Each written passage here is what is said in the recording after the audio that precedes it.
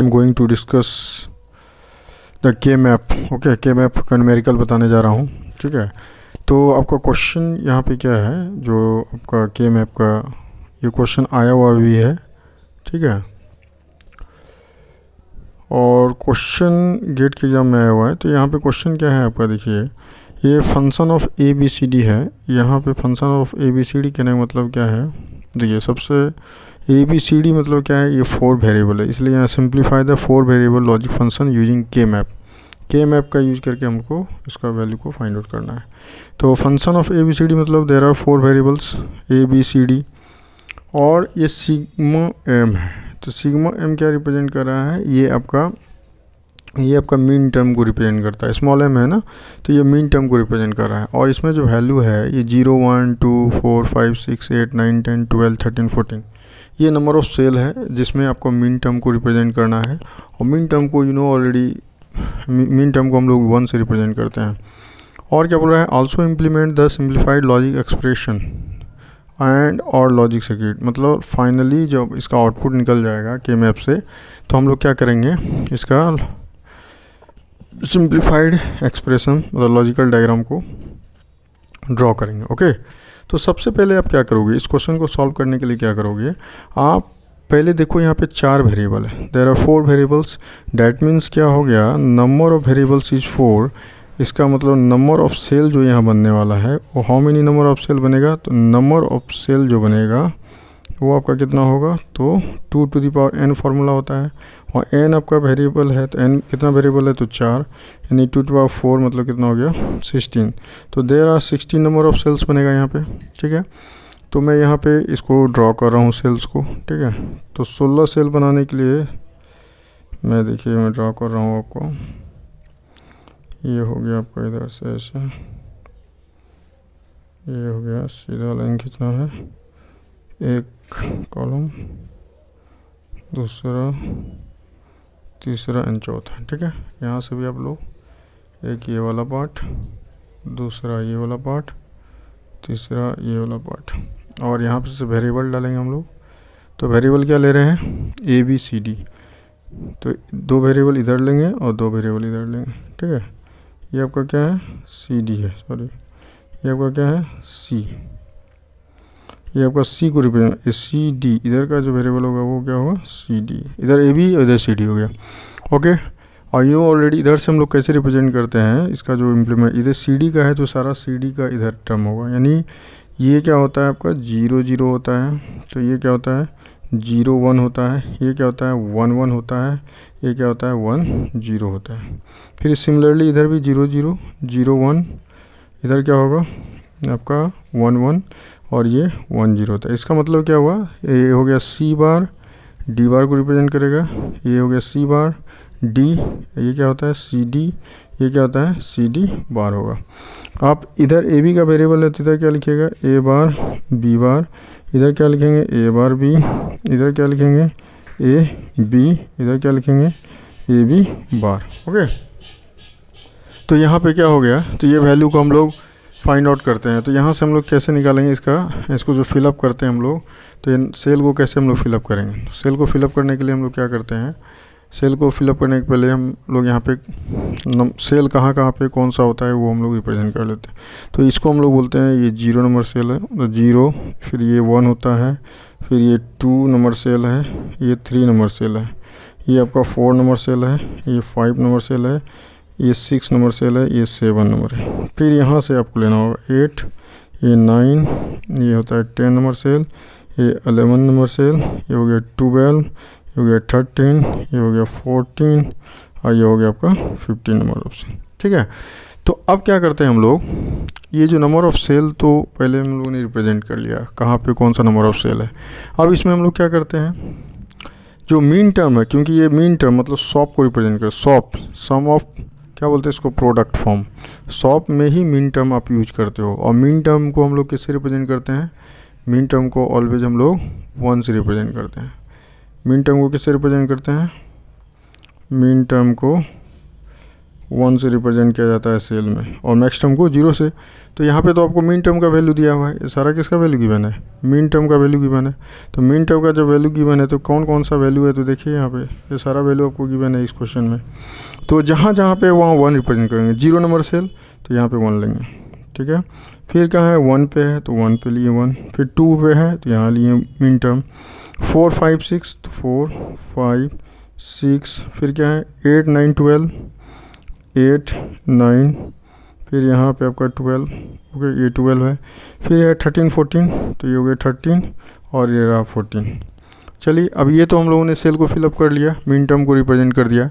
अब इसका हम लोग क्या करेंगे, हम लोग सबसे पहले चेक करते हैं ऊपर, मतलब ऊपर करने मतलब सबसे पहले चेक करते हैं हम लोग ऑक्टेट को। ये प्रोसेस है, आप जब इसका मतलब आउटपुट फाइंड आउट करते हो, मतलब इसको निकालते हो, सबसे पहले ऑक्टेट मतलब क्या होता है, 8 का जो आपका ग्रुप बनाएगा, जो ग्रुप ऑफ सेल 8 का बनाएगा उसको ऑक्टेट बोलेंगे। और जो क्वाड किसको बोलेंगे, तो क्वाड बोलेंगे जो 4 का आपका ग्रुप बनाएगा, ठीक है। और पेयर किसको बोलेंगे, जो आपका 2 का बनाएगा, ठीक है, जो आपका 2 बनाएगा। 8 4 2 हो गया। अब यहाँ करते हैं हम लोग क्या, इस जगह पे हम लोग इस जगह पे क्या करते हैं, इसका फाइंड आउट करते हैं। तो फाइंड आउट कैसे करेंगे, तो सबसे पहले हम देखेंगे 8 का ग्रुप बन रहा है नहीं बन रहा है, ठीक है। तो यहाँ पे देखिए ये 8 का ग्रुप बना रहा है, ये जो है आपका यहाँ से यहाँ तक ये 8 का ग्रुप बन रहा है, ठीक है, ये 8 का एक ग्रुप बना रहा है। तो ये जो 8 का ग्रुप बनाया, तो सबसे पहले हम लोग यहाँ से इसका आउटपुट लिखेंगे क्या होगा। तो देखिए यहाँ से कैसे लिखते हैं हम लोग, देखिए ये जो आपका है ग्रुप, ये किससे किससे बिलोंग कर रहा है। एक तो यहाँ ऊपर जब जाइएगा ये वाला सी बार डी बार है, और ये क्या है सी बार डी है। तो यहाँ से कॉमन पार्ट क्या आएगा आपका, यहाँ से कॉमन, इस दोनों में से कॉमन क्या है, इस दोनों में से सी बार डी बार, और सी बार डी में कॉमन क्या है, सी बार है। तो एक सी बार लिख दिया मैंने, ठीक है। फिर देखिए इस जगह पे ये इधर से तो कुछ बिलोंग नहीं कर रहा है, इसमें कोई भी कॉमन पार्ट नहीं है, ये वाला पार्ट में कोई भी कॉमन पार्ट है नहीं है, इसलिए नहीं लिखेंगे। तो 8 का ग्रुप तो नहीं बन रहा है।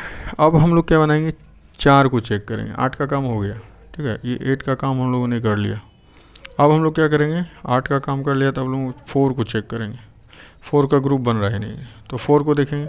तो 4 का ग्रुप कौन बना रहा है, तो देखिए 4 का कोई बना रहा है तो ओके। तो देखिए यहाँ पे 4 का ग्रुप बन सकता है। एक यहाँ पे अगर एडजेसेंट साइड से देखें, सॉरी ये अंदर से जाएगा, एडजेसेंट साइड से देखें, ये इधर 2 और इसके पड़ोसी में इधर 2, कहने का मतलब कितना हो गया, ये 4 का ग्रुप बना दिया, ठीक है। तो ये 4 का ग्रुप बन रहा है, मतलब यहाँ से भी आप आउटपुट लिख लीजिए। तो देखिए ये किससे किससे बिलोंग कर रहा है, एक तो यहाँ सी डी बार से बिलोंग कर रहा है, और ये किससे बिलोंग कर रहा है, सी बार डी बार से। इस दोनों में कॉमन पार्ट क्या है, तो डी बार है। तो पहला टर्म डी बार निकल गया। और ये देखिए ये तो आपका इधर कॉलम से बिलोंग कर ही रहा था, और रो ये देखिए इधर से भी बिलोंग कर रहा है, किससे, तो ए बार बी बार और ए बार बी से, मतलब ये वाला पार्ट और ये पार्ट से बिलोंग कर रहा है। तो इसमें से कॉमन टर्म क्या है, तो ए बार है। इसमें से कॉमन पार्ट क्या है, ए बार है। तो आंसर क्या हो गया, ए बार यहाँ से निकल गया, ठीक है। तो इससे हम लोगों ने, इस ग्रुप से हम लोगों ने फाइंड आउट कर लिया कि यहाँ से ए बार डी बार होगा, ठीक है। और देखिए इसमें क्वाड बन रहा है क्या, तो एक क्वाड बन चुका है हम लोगों का, ठीक है। एक ऑक्टेट बना, एक क्वाड बना, और भी बन सकता है क्वाड, ठीक है। अगर बनता है, पॉसिबिलिटी है तो हम लोग बनाएंगे। तो देखिए एक क्वाड यहाँ भी बनने को है लग रहा है, मैं कलर चेंज कर देता हूँ, ठीक है। एक कलर यहाँ पे जो मैं पिंक कलर से ले रहा हूँ, देखिए ये यहाँ पे हो गया, ठीक है, और एक यहाँ पे, ठीक है। जो पिंक कलर वाला है उसको मैं बना रहा हूँ, और एक यहाँ पे बन रहा है, और एक यहाँ पे बन रहा है जो पिंक कलर है। तो इससे भी आउटपुट निकाल लीजिए, कितना हो जाएगा आउटपुट आपका। तो देखिए आउटपुट कितना हो रहा है। तो इसमें से आपका कॉमन पार्ट क्या है, तो ऊपर से बिलोंग कीजिए। ये जो पिंक कलर वाला है ऊपर देखिए किससे बिलोंग, सी डी बार, और इधर किससे बिलोंग कर रहा है, सी बार डी बार। इस दोनों में से कॉमन क्या है, इस दोनों में से कॉमन मेरा क्या है, डी बार है। तो डी बार लिख दिया हम लोगों ने, ठीक है। और इधर से ये दोनों इससे भी बिलोंग कर रहा है, ए बार बी और ए बी से। तो इसमें से कॉमन पार्ट क्या है, तो आपका बी है। इसमें से कॉमन पार्ट क्या निकाल दिया, बी। तो फाइनली इसको जब लिखेंगे, देखिए अब तो क्वाड वेड नहीं बन रहा है या पेयर भी नहीं बन रहा है, ठीक है। तो यहाँ पे जो वैल्यू आया आपका फाइनली वो कितना आ गया, एफ इक्वल टू क्या लिखेंगे, पहला तो आया था सी बार, ठीक है, ये सी बार आ गया, प्लस दूसरा आया ए बार डी बार, पहला क्वाइड से, दूसरे क्वाइड से क्या आया, बी इंटू डी बार आया, ठीक है। तो ये वैल्यू आ गया। अब इसी को क्वेश्चन में क्या बोला गया है, इसी का सिंप्लीफाइड लॉजिक एक्सप्रेशन एंड और लॉजिक में देना, मतलब ये तो इसने पहले ही लिख दिया है एंड और लॉजिक, और यहाँ बनेगा भी एंड गेट और फाइनली इसको जब जोड़ देते हैं तो और गेट बनता है। एंड गेट का काम क्या होता है, प्रोडक्ट, और गेट का काम क्या होता है, एडिशन। तो इसका गेट इम्प्लीमेंटेशन कुछ इस तरीके से होगा, ठीक है। तो यहाँ पे देखिए ये जो वैल्यू है आपको, मैं इसका क्या करने जा रहा हूँ, इसका हम लोग खींचते हैं क्या एक्सप्रेशन होगा, ठीक है।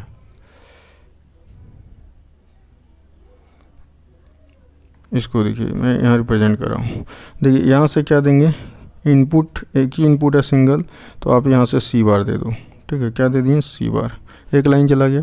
फिर क्या है आपका ए बार डी बार है, ये वाला पार्ट।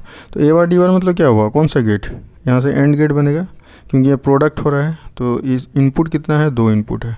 तो सबसे पहले इनपुट आप दे दीजिए ए बार, एंड गेट में 2 इनपुट होता है, ए बार और क्या दे दिया यहाँ से, और ये डी बार। दोनों का क्या हो गया, इस जगह पे क्या हो गया, एंड गेट मल्टीप्लिकेशन का काम होता है, इसलिए एंड गेट दे दिया यहाँ पे, ठीक है। यहाँ से आउटपुट निकल जाएगा, ठीक है। और ये देखिए ये तो सिंगल इनपुट सी बार है, ठीक है। और दूसरा कैसे, बी डी बार। तो बी डी बार मतलब क्या हो गया, बी, तो एक इनपुट डालेंगे हम लोग बी, ठीक है, यहाँ से बी, और दूसरा क्या डालेंगे, डी बार। तो ये हो गया बी, ये हो गया डी बार हो गया, ओके। तो यहाँ भी क्या हो रहा है, प्रोडक्ट ही हो रहा है। तो यहाँ भी आपका कौन सा गेट बनने जा रहा है, तो यहाँ भी आपका बनेगा एंड गेट। इसको मैं यहाँ से कवर कर दिया। और देखिए सारे का यहाँ पे क्या हो रहा है, सारे का एडिशन हो रहा है। तो एडिशन हो रहा है मतलब एडिशन में कौन सा गेट यूज करते हैं, और गेट। तो तीनों को हम यहाँ से, तीनों का जो आउटपुट है यहाँ से आप जोड़ दीजिए इसको। तो और गेट मतलब जोड़ने का काम करता है। तो और गेट का सिंबल कुछ इस तरीके से होता है, ठीक है। दिस इज योर और गेट, ठीक है। तो फाइनली आपका यहाँ से ये जो है वैल्यू, ऐप का वैल्यू यहाँ से निकल जाए, मतलब यही आपका आउटपुट था, ठीक है। एफ इक्वल टू आप देख लो करके, यहाँ से सी बार आएगा, इसमें यहाँ से ए बार डी बार आएगा, यहाँ पे क्या आएगा, बी डी बार आएगा। और ये और गेट का काम होता है जोड़ना, तो जोड़ेंगे तो मेरा कुछ ऐसा रिजल्ट आ जाएगा, ठीक है। तो ये आपका फुल एक्सप्लेनेशन हो गया इस क्वेश्चन के लिए, ठीक है। और ये इंपॉर्टेंट क्वेश्चन भी है। तो ये जो क्वेश्चन था आपका मीन टर्म पे आधारित था, बेस्ट जो क्वेश्चन था, सॉप पे बेस्ट क्वेश्चन था, एसओपी पे, ठीक है, जिसको सम ऑफ प्रोडक्ट बोलते हैं।